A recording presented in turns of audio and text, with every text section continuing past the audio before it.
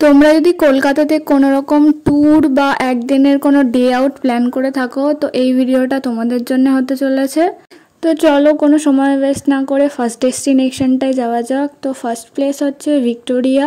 তোমরা ধর্মতলা থেকে বাস করে ভিক্টোরিয়া আসতে পারো বা তোমরা মেট্রো করেও ভিক্টোরিয়া আসতে পারো।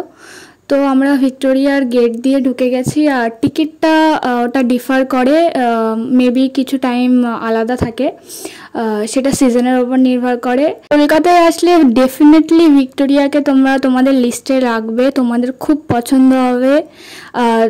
সিনারি বলো, যা বলো, পিকনিক স্পটের জন্য বলো, ভিক্টোরিয়া খুব ভালো জায়গা।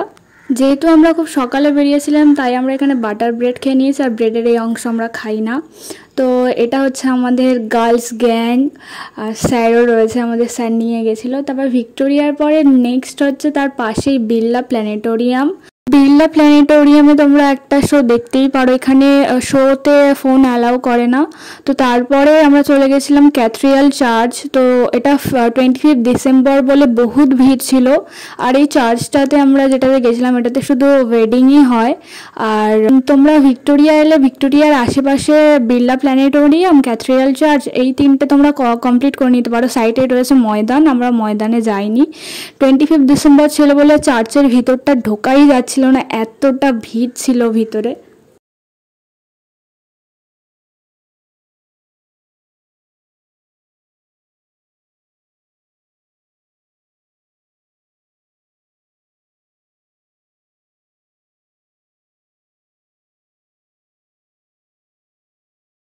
এবার একটা হেভি জিনিস দেখতে পারবে, উফ, থার 4x4টা তো সেই লেভেলের লাগে, একবারে সেই সেই সেই। একটু হালকা করে ভিড়ের মধ্যে একটু সাইডটা ঘুরে নিলাম ক্যাথিড্রাল চার্চের। আর এই যে হচ্ছে আমাদের লিটল কিউটি পাই।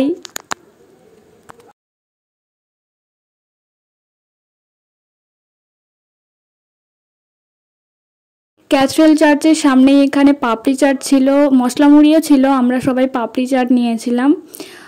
তারপর সেখান থেকে আমরা চলে যাই ইকো পার্কের দিকে। আমরা ইকো পার্কের 4 নম্বর গেট থেকে ঢুকেছিলাম। তো ইকো পার্কের যে টিকিটটা ওটা আমরা অনলাইনেই করে নিয়েছিলাম। এটা ইকো পার্কের ভেতরটাতে এখানে 7 ওয়ান্ডার্স আরও অনেক কিছু রয়েছে এখানে। তোমার ইকো পার্কটা তোমরা তোমাদের লিস্টের মধ্যে রাখতে পারো। ইকো পার্কে মানে একদিন কম পড়ে যায় পুরোটা ঘুরতে, পুরোটা এক্সপিরিয়েন্স করতে। যদি টাইম নিয়ে আসো তো ইকো পার্ক তোমরা লিস্টে রাখতে পারো, একদিন ফ্যামিলি নিয়ে আসতেই পারো। দেখো, শুধু দেখো 25শে ডিসেম্বর কতটা ভিড় ইকো পার্কে। এখানে বোট রাইডিং আছে, সাইক্লিং আছে, বহুত কিছু আছে। মানে ইকো পার্কটা একদিনে শেষ হয় বলে তো আমার মনে হয় না, কারণ আমরা যত এগিয়ে যাচ্ছিলাম তত নতুন নতুন জিনিস ছিল, সেগুলো আমরা টাইম ছিল না বলে, যদিও আমরা গাড়ি নিয়ে গেছিলাম তবুও টাইম ছিল না বলে আমরা ম্যানেজ করতে পারিনি কিছু কিছু জায়গা। পুরোটাই ঘুরেছি, কিন্তু ছবিও তুলেছি, অনেক টাইম ধরে ছবিও তুলেছি, কিন্তু কিছু কিছু জায়গা একটু ছেড়ে গেছে, কিন্তু ঘুরেছি পুরোটাই। হয়তো একটু তাড়াতাড়ি চলে এসেছি কিন্তু পুরোটাই ঘুরেছি।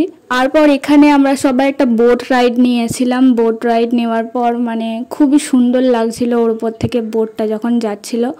তারপর আমরা চলে আসি ওই 7 ওয়ান্ডার্সের দিকে। আগেই তোমরা দেখলে তাজমহলের যেটা ছিল, হাজারদুয়ারি, পিরামিডস, অনেক কিছু ছিল এখানে। তারপরে আমি এখানে একটু স্টাইল মেরে জায়গাটাকে এক্সপ্লোর করার চেষ্টা করছিলাম, কিন্তু যখনই যেদিকে যাচ্ছি সেখান থেকে কেউ না কেউ ক্যামেরার মাঝখান থেকে হেঁটে চলে যাচ্ছে। লাস্টে আর দাঁড়াতে ইচ্ছা করলো না, ভাবলাম রাগ করে যে যাই গিয়ে তাজমহলটা দেখি। যেহেতু যারা যারা আমার মতো এখন আগ্রায় যেতে পারছে না তারা ইকো পার্কে এসে অবশ্যই এই তাজমহলটাকে এক্সপ্লোর করতে পারো। এখানে 7 ওয়ান্ডার্সও আছে, সেগুলোও এক্সপ্লোর করতে পারো। চীনের পাঁচিল রয়েছে এখানে, সেটাও এক্সপ্লোর করতে পারো, সেই জায়গাটাও বিশাল ভালো। আর এখানে যাদের যত ফটো তোলার ইচ্ছা আছে, রিলস করার ইচ্ছা আছে, তত তারা করতে পারবে, কোনো অসুবিধা নেই। শুধু মাঝখান থেকে লোকগুলো হেঁটে যাবে, এগুলো কনস্ট্যান্টই থাকবে। যেখানে যে জায়গাটায় মানায় সেখানে সেইটা করা যায়। তোমরা তোমাদের লিস্টে কলকাতায় এলে এটা রাখতে পারো। তারপরে আমরা চলে আসি বাড়ির দিকে। তো আমরা পাটুলি হয়ে আসছিলাম, তো পাটুলির ভিউটা দেখো, এটাও জাস্ট অসাধারণ। আমাদের কাছে অতটাও সময় ছিল না বলে আমরা পাটুলির এখানে দাঁড়াতে পারিনি, কিন্তু গাড়ি থেকে যে ভিউটা দেখা যাচ্ছিল, ও মাই গড, সেই ভিউ সেই ভিউ। তো তারপরে আমরা আসার পথে এখানে গাড়িতে কিছু ক্লিপ নেওয়া হয়, এসব হাত পায়ের যে অ্যাস্থেটিক ব্যাপার, মানুষজনের অ্যাস্থেটিক ব্যাপার। তারপরে বাড়ি চলে আসি। তো বাড়িতে আজকে ডিনারে ছিল বিরিয়ানি। তো আজকের ব্লগটা এই অবধিই, দেখা হচ্ছে নতুন কোনো ব্লগে। ততদিনে টাটা।